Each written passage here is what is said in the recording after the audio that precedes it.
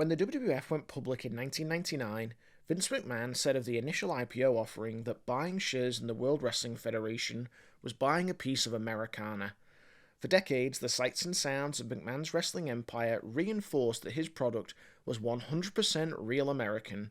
But what of wrestling in other parts of the world? This is a question that I've pondered for years, and it actually led me to a PhD research project that analysed professional wrestling as a cultural performance and linked the strength of this cultural projection to commercial success. In today's video, we're going to do something a little bit different, and we're going to examine one of the strongest examples of wrestling as a cultural performance outside of the United States, as we discuss Heather Levi's essay entitled The Mask of the Luchador, Wrestling, Politics, and Identity in Mexico. We'll look at excerpts from Levi's work that outlines the origins of lucha libre and how its iconography became enshrined in Mexican culture. Stick around until the end of the video, as I'll discuss how this can be connected to wrestling in other parts of the world, including in my homeland of Australia. Let's go. The history of professional wrestling in Mexico goes back to 1933, when a promoter named Salvador Luchador brought a group of wrestlers from Texas to Mexico City for a series of matches. Lucha Libre soon became the most popular and culturally resonant forms of entertainment in urban Mexico. From the mid-1930s on, it has been a fixture of the working and lower class neighborhoods of the capital and many other cities in the center and north of the country. While broadly similar to professional wrestling as it's practiced in the United States, Lucha Libre has its own rules and its own aesthetic practices. In common with other national variants of professional wrestling, the wrestlers, called luchadors, are divided into good guys and bad guys. In Mexico, ethnically upright technicos and nefarious rudos. Lucha Libre is faster and more acrobatic than US professional wrestling, and it has fewer power moves. The size of the wrestler's body per se is less important to the spectacle than their agility, and unlike other versions of professional wrestling, Lucha Libre has developed a complex set of practices around the use of masks.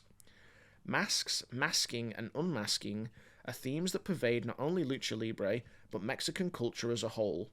This essay is an exploration of the power of the mask in Lucha Libre, and in a broader Mexican context. My aim is to draw out connections between Lucha Libre and the national culture in which it is embedded, and to which it contributes through the medium of the mask. Masks have been part of Lucha Libre since the 1930s. By the 1950s, the wrestling mask had become a symbol of the sport itself. The mask is a metonym for Lucha Libre, worn by perhaps half to two-thirds of Mexico's wrestlers. Although masks have been used by a few wrestlers in the United States, they have never come to be used very much, let alone come to represent the very essence of the performance genre. Yet, in Mexico, the mask and the play with the mask is very important to the genre, for the mask is more than just an element of costume. The mask matters in Lucha Libre, both by its capacity to shift the rules of performance and by its capacity to align wrestling performances with other discourses about culture and nation. One of the ways that the mask transformed Lucha Libre was by associating wrestling performance with a key symbol of Mexican national culture, rooted in a pre-Hispanic past. Many people, both inside and outside of the subculture of wrestlers, referees, promoters, and reporters that make up the wrestling family, have called attention to the connection between the use of masks in Lucha Libre and their ritual use by indigenous peoples in Mexico. By connecting Lucha Libre to the indigenous world, the mask is seen as central to the Mexicanization of the genre. In the words of the artist Sergio Aurora, in the United States, wrestlers started to use the mask, but it didn't stick, and they stopped, using makeup instead, because it's more normal, more Hollywood-esque. But in Mexico, I say, and I suppose the anthropologists say, it seems more logical that we use masks, because all our ethnic groups employ masks in their rituals. The use of masks in traditional rituals or dramas is indeed widespread in rural indigenous Mexico. In calling these practices traditional or indigenous, I do not mean that they are timeless or unchanging, but as products of complex historical processes of synchronization, such practices function as signifiers of tradition and make statements about communal identities and rights, whether by signifying difference from the national or urban culture, or signifying participation in an underlying, deep culture common to all Mexicans. Lucha Libre characters are often inherited, passed from parent to child, uncle to aunt, nephew to niece, godparent to godchild, teacher to student. Of all characters, masked characters are the most likely to be passed down. If a parent is or was a successful masked wrestler, one of his or her children may inherit the mask, inheriting, in a sense, the parent's social identity. The original wrestler has the right to decide who will use the mask, even if he or she was unmasked and made unable to use the mask during the rest of his or her career. One effect of this is a kind of hypercontinuity. El Santo, Dr. Wagner, Blue Demon, and others, whose careers started in the 1940s, still appear to be with us, still wrestling in the same arenas. The Lucha Libre mask is not simply a gimmick, not simply an element of costume. On the contrary, the mask has been made a crucial and important part of the construction of Lucha Libre as a signifying practice. The presence of the mask has interrelated effects.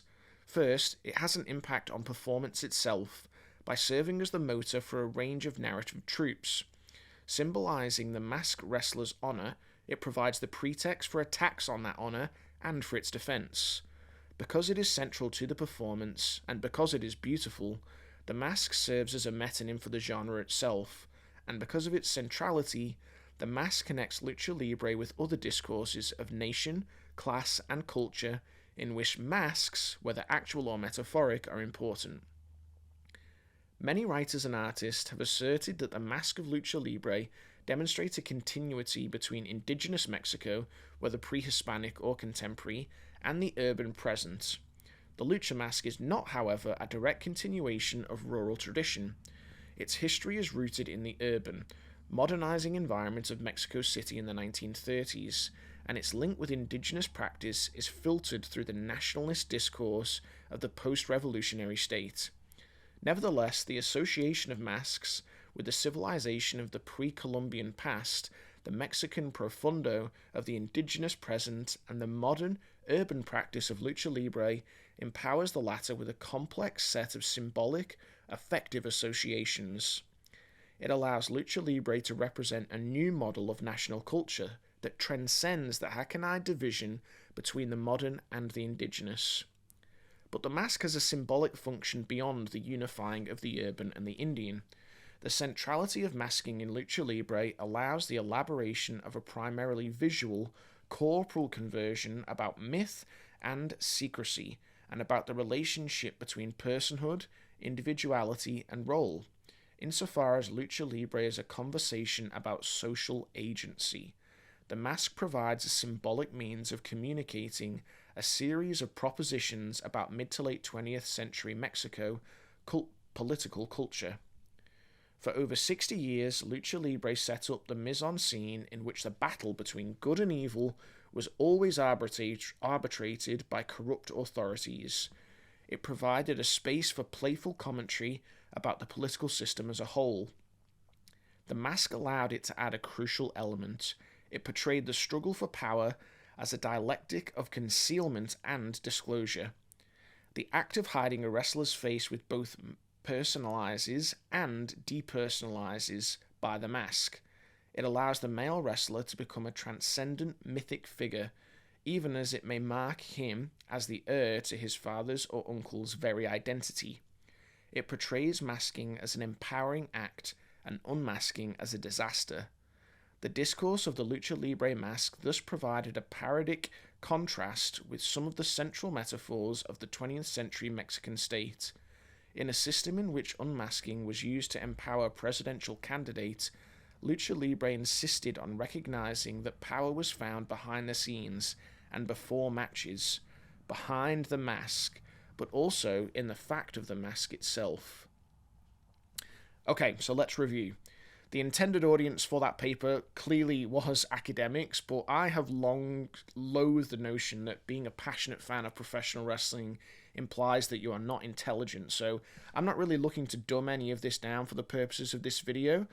I actually really love the idea that wrestling can be accessed at a higher level of thinking and then used to unlock a greater understanding about ourselves and also the world around us. As I'm sure you can probably tell by my accent, I am not Mexican. I was actually born in England, but I've spent the majority of my life in Australia. And it's through my lived experience of Australian culture that I sort of applied my takeaways and my understandings from this essay, which I thought was fantastic, by the way. It's found, I actually got this from a book that was edited together called Steel Chair to the Head. Absolutely fantastic book, and I highly recommend it.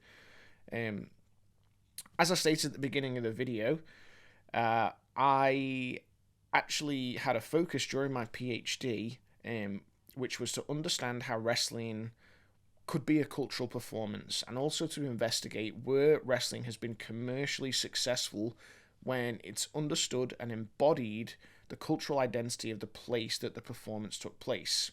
So there are quite a few strong examples of this around the world. One of them, or two of them rather, being CMLL and AAA in Mexico, and also New Japan Pro Wrestling. New Japan really, it established itself as the leading professional wrestling company in its native Japan, I believe, by projecting Japanese cultural beliefs through wrestling. As Levi put it in the excerpts we just went through, it became a metonym for Japanese culture. More recently, Progress Wrestling in the United Kingdom also touched on the fundamental understandings of British culture, and it embedded them into the production of their wrestling events. And we saw things like crowd participation and a stylistic blend of that European technique and gritty brawling, which resulted in commercial success for Progress, which was fantastic to see. We can also see similar examples, so more historically, Stampede Wrestling being quintessentially Canadian, and also at the moment WXW tapping into German culture, so plenty of examples around the world. All of this is to say that for a wrestling company to be successful, I believe it doesn't depend solely on the physical and athletic ability of their wrestlers, or even the logic and the development of their matches and storylines, but that the promotion itself has a critically accurate understanding of their native culture, and it can project those understandings through everything they produce. So even though there are quite a number of successful promotions in Australia, which is fantastic, and there are some brilliant examples out there like EPW here in Perth, PWA, Riot City Wrestling, MCW, all of their success is pretty relative, and I don't really believe that we've yet to see a promotion that's truly tapped into Australian culture with an authentic understanding of how to embody that and what that means to be Australian through wrestling. Now, let me be really clear there, that's not a criticism of those promotions. I think they all do absolutely amazing work. I myself have tried my hand at promoting, and it's not as though I achieved this. I'm sort of stating this more as a goal to be achieved by people out there, not necessarily a criticism of what currently is being produced. They do fantastic work, and I would encourage everyone, no matter where you are in the world, to support your local promotions. But when I do look at wrestling outside of the United States, examples of authentic character, story, and spirit that's native to the promotions and the place of origin seem to me to be fairly few and far between. With that said, I would absolutely love to hear from you in the comment section about where you are in the world. If you agree with me that the most successful wrestling promotions are those that have a clear understanding of their geographic culture. Perhaps you even have examples of promotions that buck this trend and have been successful regardless of any cultural components. Either way, I want to thank you so much for joining us today. If you got value out of this video, then please consider hitting that like button and subscribing to the channel. It really would help this channel grow. Until next time, this has been One Fall Theory, where we smarten up and smack down.